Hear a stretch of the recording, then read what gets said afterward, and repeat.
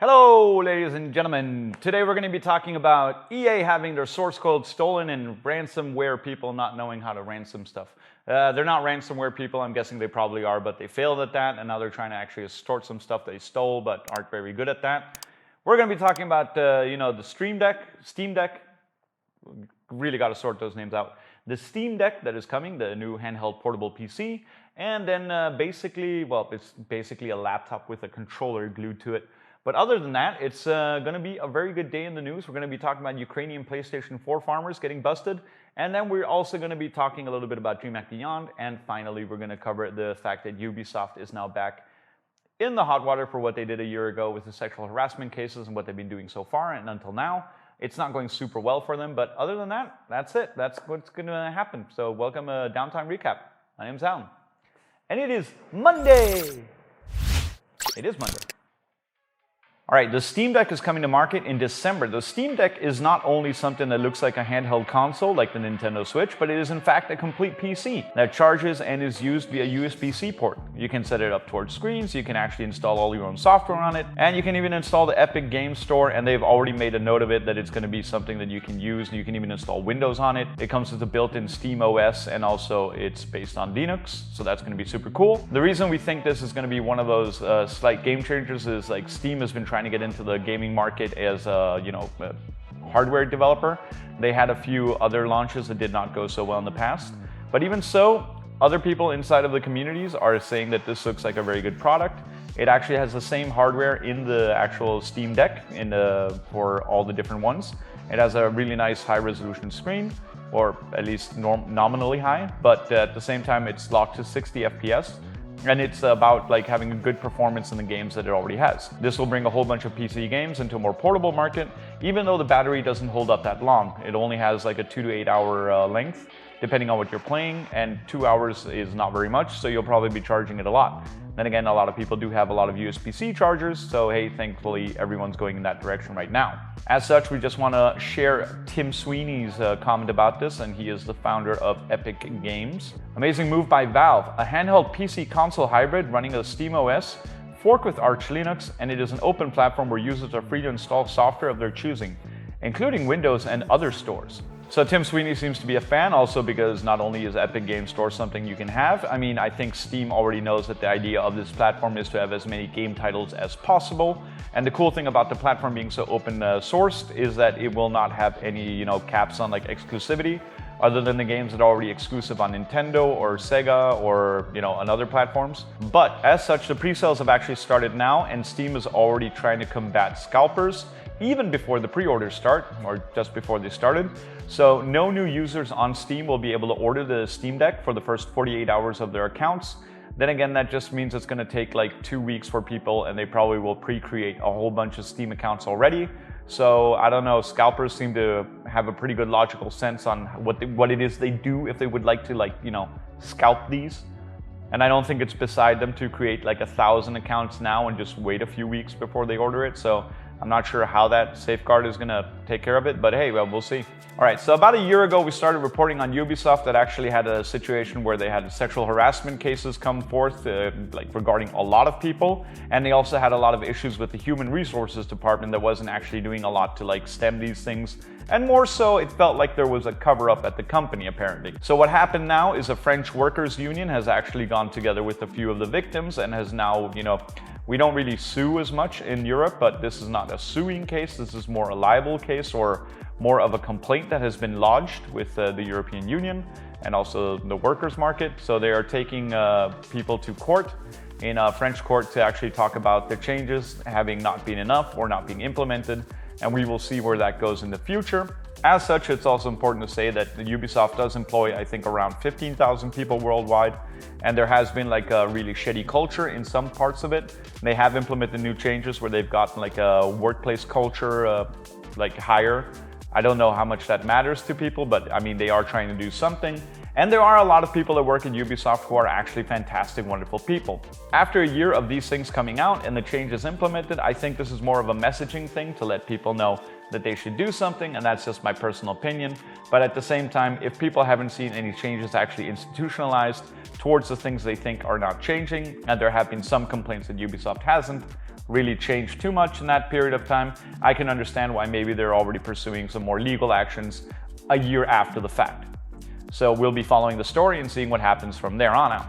So this story comes out of Vice and also on a few other forums and also the Reddit and everything else. But apparently a few weeks ago in June, a lot of code got stolen from EA servers, and they included a whole bunch of Frostbite code, which is a game engine that EA uses to build games, and also a lot of FIFA 2021 source code.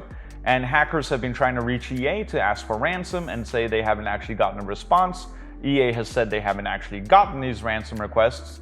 And now these hackers are actually just starting to drip the around 870 gigabytes of stolen source code they have. But as such, it was really weird because they actually contacted Motherboard, which is a huge tech publication and online media, and asked them if they could pass on a ransom message to EA for them, which seems a little bit weak. They also write in like broken English, so you never know if that's just a cover. Maybe it's just from the deep south. Not knowing where the hackers are from, the current situation is as such that they are starting to source strip the code, and the people at EA say they are analyzing what's being put out there. It doesn't seem that any personal information of customers or clients or anything like that is being put out there. Seems very generic, but at the same time, if this is FIFA source code, at the same time, you do not negotiate with terrorists. If you start paying hackers for this kind of stuff, you'll just get targeted more. So there's a whole bunch of interesting implications in the situation, and I just think it's funny that that people were ransoming out the source code and letting EA know, or trying to let EA know, but they never actually got the message. And you can actually see that in the bottom 3 paragraphs of the Vice report, where they actually state, at one point the hackers asked Motherboard to directly deliver an extortion message to EA on their behalf. Motherboard declined to do so. Now the hackers have publicly aired their extortion attempts themselves. Motherboard previously reported on their hackers broke into EA by purchasing a Slack login token from an underground market. The hackers then moved through EA's network, finding the source code and other data. So apparently someone just bought a Slack token code and they just went in through the messaging app, which is used for businesses to coordinate their messaging. And then they just copy pasted a whole bunch of open links that weren't really super secure. So there you go. There's the story. All right, then we're just going to talk about Ukrainian people doing Ukrainian things. So some people have actually busted in and closed down a warehouse that actually stored around 3,800 PlayStation 4s. Some were reportedly PlayStation 4 Pros, but other than that, it's just a bunch of PlayStations that were all being used to, mine foot coins and also FIFA Ultimate Team credits.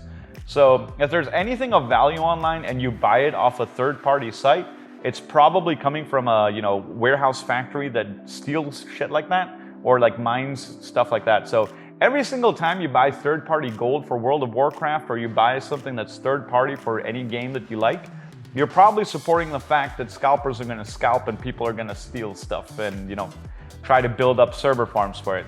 That's just a side bonus fact. But it does seem that these people were stopped, and then they also found 30 GPUs and everything else. But it is pretty, it's a nice looking facility. You got to give them that. At least it's nice and clean. I've seen some pretty dusty Bitcoin mines, but that's nice. Anything electronic is now a Bitcoin mine. You should see the cell phone mines in China. Those are insane. Daniel Taroli is the coach and one of the managers at CLG, Counterlogic Gaming, one of the biggest esports brands in the United States, and also runs one of the biggest League of Legends teams in the United States. As such, they had a little bit of a public relations kerfluffle when they uploaded a video that was supposed to give some insight into how it works behind the scenes and how the teams communicate and how hard, difficult choices are made inside of the League of Legends universe. Being as such, they decided to upload this video, not only after telling the players that some of them might not be playing anymore on the team and that they would be making roster changes, which means that some people might actually get fired. Who knows?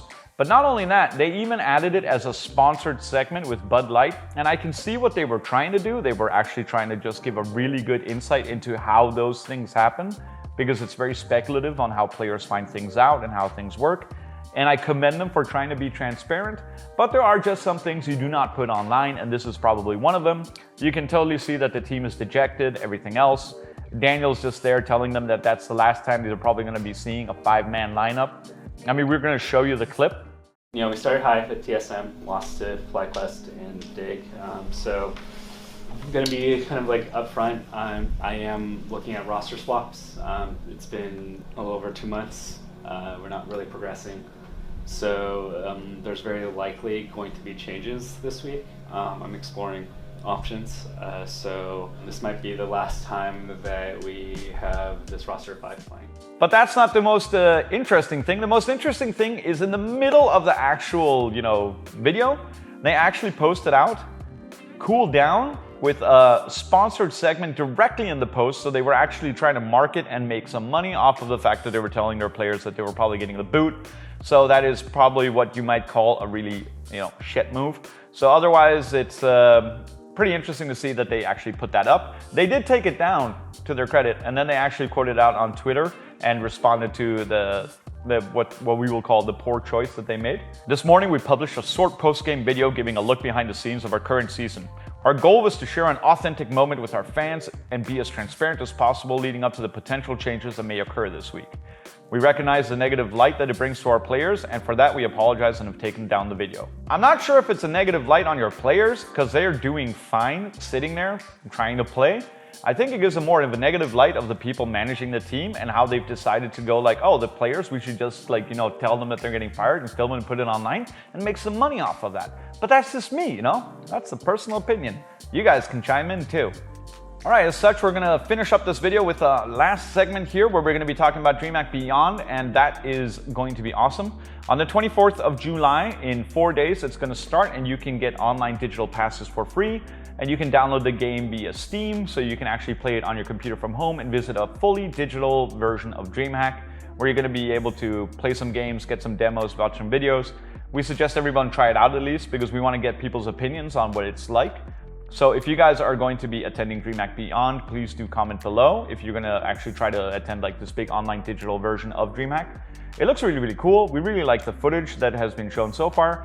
And we here in-house are also in the process of producing the cosplay video, which is gonna be the global cosplay, submission form. We have people from all over the world joining, so it's gonna be really cool to see the level that's been attained so far. We have some really cool judges as well that we're gonna be talking about a little bit later in the week. And we're gonna be adding a few more videos based on what we are doing with our iconic cosplay brand and what we are doing together with DreamHack. In the future, it's gonna be awesome. But other than that, we just wanna say, hope you guys have a great week. It is Monday today when we are filming. And by the end of this week, we're gonna be seeing some really cool things come out. And then next week on the 29th is gonna be the premiere in the game for the cosplay show. So if you wanna check that out, do follow DreamHack social medias and go follow them and check out what's going to be happening. It's going to be really cool. And as such, we've also started building up in the studio, but I cannot show you what we're doing because it's a mess. And that has been it for Downtime Recap. As such, there's a 20-second outro window which I just wanted to fill in and say thank you so much for everyone that's been watching so far and helping us grow. And I'm super happy that we've been able to do so many cool projects. It might not seem like much, but we've already managed to make a whole bunch of global things, and from now on we're probably going to be pushing a little bit more our internals. So please do share our videos if you do like what it is we do. And if you don't, well, feel free to still share them and let us know what we can do better. And hopefully you guys have a great week.